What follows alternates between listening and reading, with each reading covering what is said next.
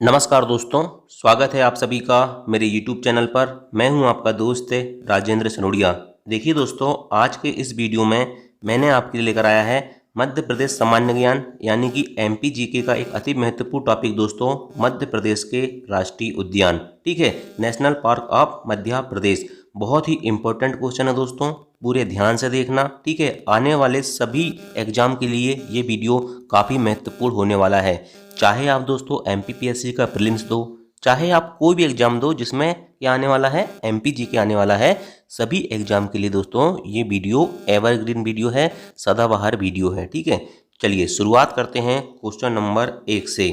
ठीक है, question number 1 है दोस्तों, मध्य प्रदेश में प्रोजेक्ट टाइगर की शुरुआत किस राष्ट्रीय उद्यान से की गई थी। ठीक है, तो याद रखना दोस्तों, मध्य प्रदेश में प्रोजेक्ट टाइगर की शुरुआत कब की गई थी। याद रखना, मध्य प्रदेश में प्रोजेक्ट टाइगर की शुरुआत की गई थी 1974 में, और भारत में कब की गई थी, 1973 में। ठीक है, याद रखना, भारत में 1973 में और मध्य प्रदेश में 1974 में प्रोजेक्ट टाइगर की शुरुआत की गई थी। प्रोजेक्ट टाइगर का उद्देश्य क्या है, टाइगरों की सुरक्षा करना। ठीक है, और एक और चीज़ याद रखना दोस्तों, वन्य प्राणी संरक्षण अधिनियम कब आया था, 1972 1972 में आया था। ठीक है, 1972 में वन्य प्राणी संरक्षण अधिनियम, 1973 में भारत में प्रोजेक्ट टाइगर और 1974 में दोस्तों मध्य प्रदेश में प्रोजेक्ट टाइगर। और मध्य प्रदेश के कान्हा किसली राष्ट्रीय उद्यान दोस्तों, जो कि मध्य प्रदेश के मंडला जिले में स्थित है, वहां पर से क्या हुआ था, मध्य प्रदेश में प्रोजेक्ट टाइगर की शुरुआत हुई थी।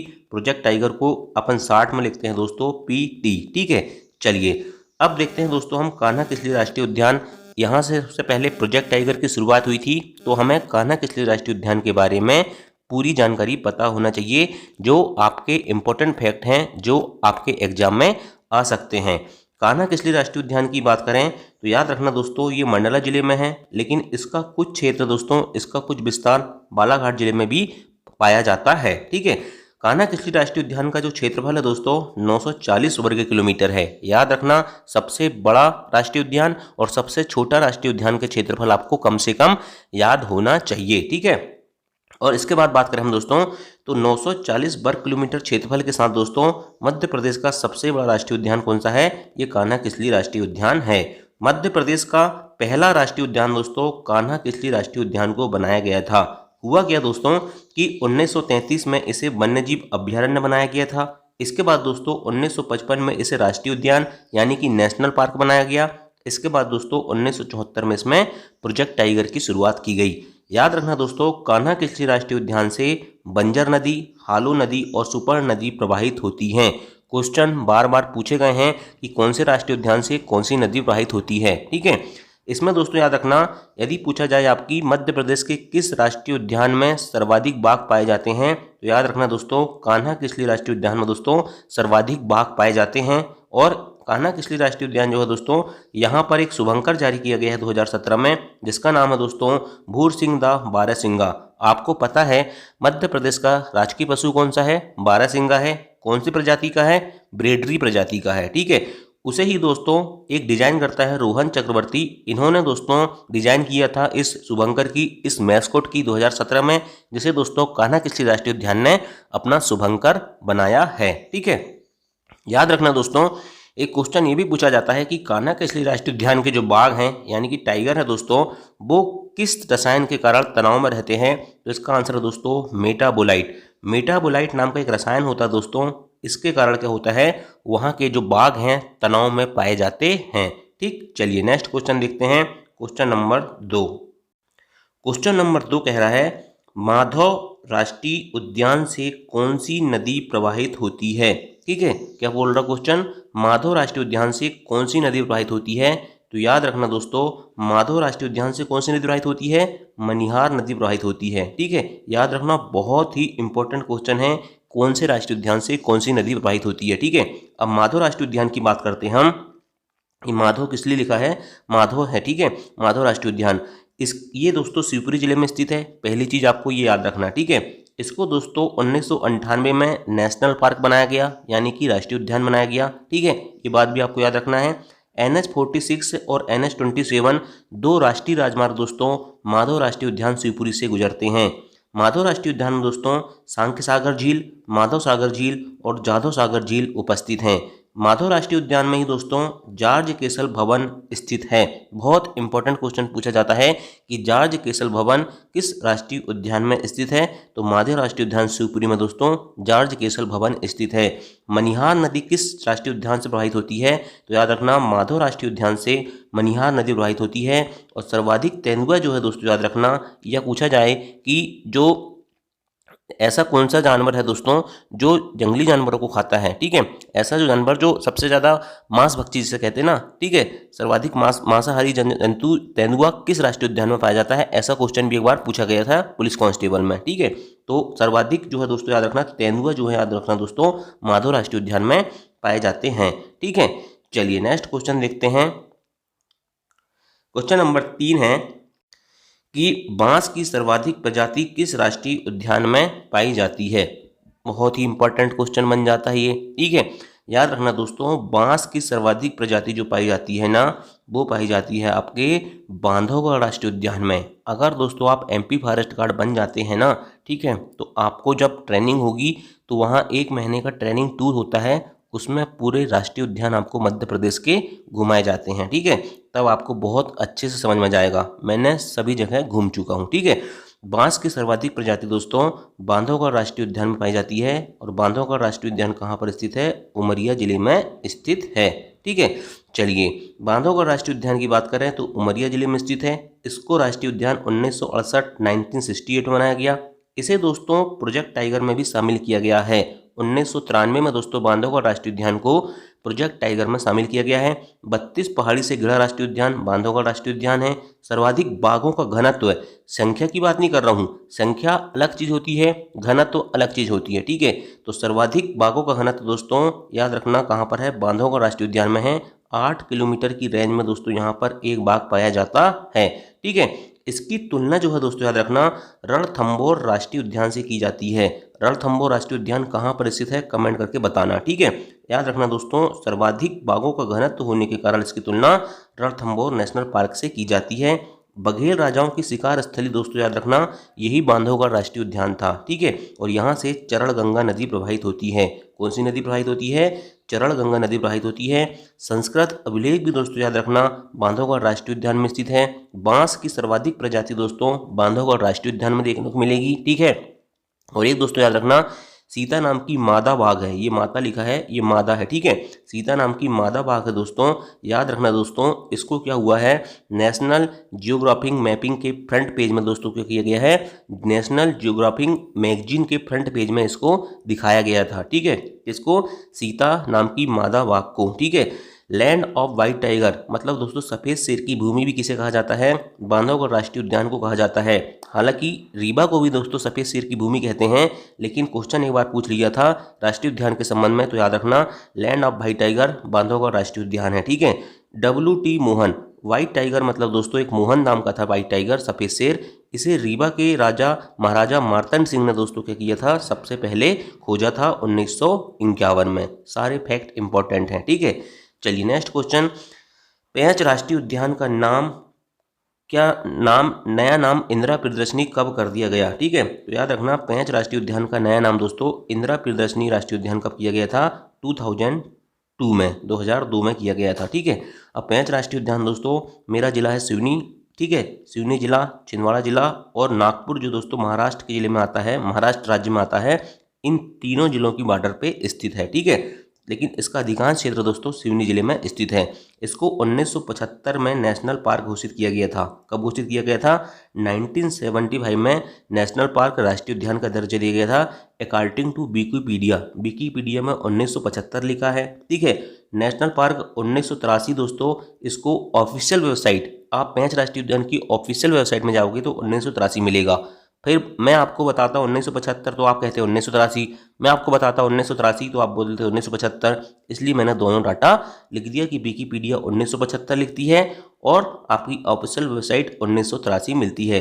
अगर एग्जाम में क्वेश्चन आता है इन दोनों में से आपको यदि एक मिलता है तो एक को आंसर लगाना, अगर दोनों मिलते हैं तो फिर ऐसा क्वेश्चन कभी एग्जाम में नहीं आता, ठीक है।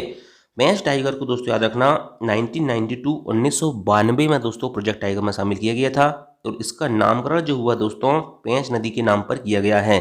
पेंच नदी, हिर्री नदी और कान्हन नदी दोस्तों पेंच राष्ट्रीय उद्यान से प्रवाहित होती हैं और पेंच राष्ट्रीय उद्यान का वर्णन अकबरनामा में मिलता है। आप कमेंट करके बताओ मुझे अकबरनामा किसने लिखा है। ठीक है, चलिए इसका नया नाम इंदिरा प्रियदर्शनी राष्ट्रीय उद्यान 2002 में किया गया है। मोगली लैंड भी यहीं पर है दोस्तों। ठीक है, सिवनी जिले में दोस्तों कानीवाड़ा है। ठीक है, और अमोदागढ़ एक पर्यटन स्थल है, उसे ही मोगली लैंड कहा जाता था। और याद रखना पेंच राष्ट्रीय उद्यान में मोगली उत्सव 2004 से मनाया जाता है। कब से मनाया जाता है? मोगली उत्सव 2004 से। यहाँ पर एक प्रसिद्ध जलाशय है तोतला डो जलाशय। ये क्वेश्चन भी पूछा गया कि तोतला डो जलाशय किस राष्ट्रीय उद्यान में स्थित है। और द जंगल बुक एक प्रसिद्ध किताब है दोस्तों। रुडियार्ड किपलिंग नाम के व्यक्ति ने दोस्तों इसी राष्ट्रीय उद्यान से प्रेरित होकर द जंगल बुक लिखा था। ठीक है, चलिए नेक्स्ट क्वेश्चन देखते हैं। मध्य प्रदेश का नगरीय क्षेत्र के बीचों बीच एकमात्र राष्ट्रीय उद्यान कौन सा है? तो याद रखना दोस्तों इसका आंसर हो जाएगा आपका वन विहार। ठीक है, वन विहार दोस्तों ये भोपाल में स्थित है। एक्चुअल में दोस्तों इसको राष्ट्रीय उद्यान घोषित तो किया गया है, लेकिन ये दोस्तों एक प्रकार का चिड़ियाघर है। ठीक है, याद रखना जू है। क्लियर? चलिए वन विहार के बारे में बात करें तो भोपाल में स्थित है। 1979 में इसे नेशनल पार्क घोषित किया गया है अकॉर्डिंग टू विकिपीडिया, लेकिन 1983 दोस्तों ऑफिशियल वेबसाइट में वन विहार की मिलता है। मैंने दोनों आपको बता दिया। वन विहार में दोस्तों सर्प उद्यान स्थित है, आपको ये बात याद रखना है, और आधुनिक चिड़ियाघर के नाम से भी इसे जाना जाता है। नगरीय क्षेत्र को बीचों बीच में यानी कि भोपाल में बीचों बीच में स्थित है दोस्तों। भोपाल का जो बड़ा तालाब है ना उसके पास ये स्थित है।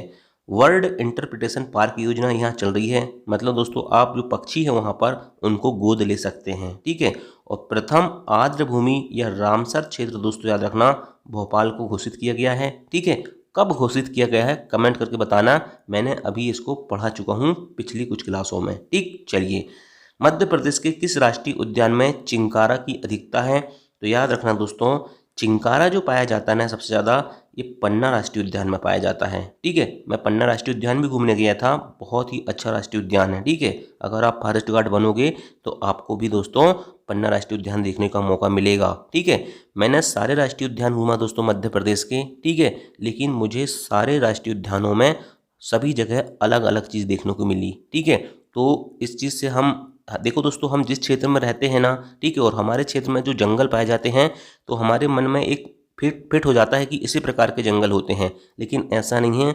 मध्य प्रदेश के जितने भी राष्ट्रीय उद्यान हैं दोस्तों, सभी राष्ट्रीय उद्यान के जंगल, सभी राष्ट्रीय उद्यानों के जंगल की जो भूमि है, पृष्ठभूमि है दोस्तों, सब कुछ अलग अलग देखने को मिलती है। ठीक है, बहुत अच्छा अनुभव आपको मिलेगा अगर आप MP फॉरेस्ट गार्ड बनते हो तो। ठीक है, तो चिंकारा जो है दोस्तों एक वन्य प्राणी है। ठीक है, याद रखना ये पन्ना राष्ट्रीय उद्यान में सबसे ज़्यादा पाया जाता है। पन्ना राष्ट्रीय उद्यान में दोस्तों एक्चुअल में याद रखना ये पन्ना जिले और छतरपुर जिले दोनों की बॉर्डर पे है। ठीक है, इसको 1981 में नेशनल पार्क यानी कि राष्ट्रीय उद्यान घोषित किया गया। 1994 में से आपके प्रोजेक्ट टाइगर में शामिल किया गया। राष्ट्रीय उद्यानों का रत्न इसे कहा जाता है। क्या कहा जाता है? राष्ट्रीय उद्यानों का रत्न भी इसे कहा जाता है। चिंकारा की अधिकता है यहाँ पर, याद रखना चिंकारा की अधिकता है। दूसरा सारिस्का इसको कहा जाता है चिंकारा की अधिकता के कारण। और सर्वाधिक राष्ट्रीय उद्यान दोस्तों याद रखना इसे सर्वाधिक राष्ट्रीय उद्यान कह रहा हूँ, सर्वश्रेष्ठ राष्ट्रीय उद्यान का दर्जा से 2017 में दिया जा चुका है। पांडव जलप्रपात दोस्तों पन्ना राष्ट्रीय उद्यान में स्थित है। इसके बीचों बीच से केन नदी प्रवाहित होती है। इसमें दोस्तों एक पार्क है जिसे रेप्टाइल पार्क कहते हैं। पन्ना राष्ट्रीय उद्यान में दोस्तों याद रखना सर्वाधिक जंगली भैंसा पाए जाते हैं। देखो पन्ना राष्ट्रीय उद्यान में सबसे ज़्यादा जानवर दोस्तों याद रखना जंगली भैंसा है, लेकिन चिंकारा भी सबसे ज़्यादा, अगर चिंकारा सबसे ज़्यादा बात करें तो पूरे मध्य प्रदेश में पन्ना राष्ट्रीय उद्यान में देखने को मिलेगा, लेकिन पन्ना राष्ट्रीय उद्यान में सबसे ज़्यादा क्या है आपके जंगली भैंसे हैं। ठीक है, यहाँ दोस्तों गिद्ध पुनर्वास केंद्र भी है, मतलब गिद्ध आप समझ रहे हो ना, वल्चर। ठीक है, तो उनको पुनर्वास, उनको संरक्षण करने के लिए दोस्तों यहाँ एक गिद्ध पुनर्वास केंद्र बनाया गया है। ठीक है, जेम्स ऑफ नेशनल पार्क है। ठीक है, यह राष्ट्रीय उद्यानों का रत्न इसे कहा जाता है। 2011 में दोस्तों बायोस्फीयर रिजर्व में इसे शामिल किया गया था, और 2020 मतलब 2020 में दोस्तों इसे यूनेस्को की सूची में शामिल किया जा चुका है। क्वेश्चन नंबर 7 है, सर्वाधिक कृष्णमृग किस राष्ट्रीय उद्यान में पाए जाते हैं? तो ये दोस्तों याद रखना सतपुड़ा राष्ट्रीय उद्यान, जो आपके पचमढ़ी सुने होंगे आपने। ठीक है, मध्य प्रदेश की ग्रीष्मकालीन राजधानी है सतपुड़ा की रानी दोस्तों पचमढ़ी होशंगाबाद जिले में स्थित है। वहीं पर ये सतपुड़ा राष्ट्रीय उद्यान में सर्वाधिक कृष्णमृग पाए जाते हैं। सतपुड़ा राष्ट्रीय उद्यान की बात करें तो ये पचमढ़ी होशंगाबाद जिले में स्थित है। नेशनल पार्क इसको 1981 में घोषित किया गया था। प्रोजेक्ट टाइगर में दोस्तों 1999 और 2000 के बीच में इसको शामिल किया गया था। इसके बीचों बीच से देनवा नदी प्रवाहित होती है। कौन सी नदी प्रवाहित होती है? देनवा नदी प्रवाहित होती है। सर्वाधिक कृष्णमृग कहाँ पाए जाते हैं? सर्वाधिक कृष्णमृग सतपुड़ा राष्ट्रीय उद्यान में पाए जाते हैं। नर्मदा नदी के दक्षिण में स्थित है। ये क्वेश्चन एक बार पूछा गया था कि सतपुड़ा राष्ट्रीय उद्यान नर्मदा नदी के किस दिशा में स्थित है? तो याद रखना दक्षिण दिशा में स्थित है। ठीक है।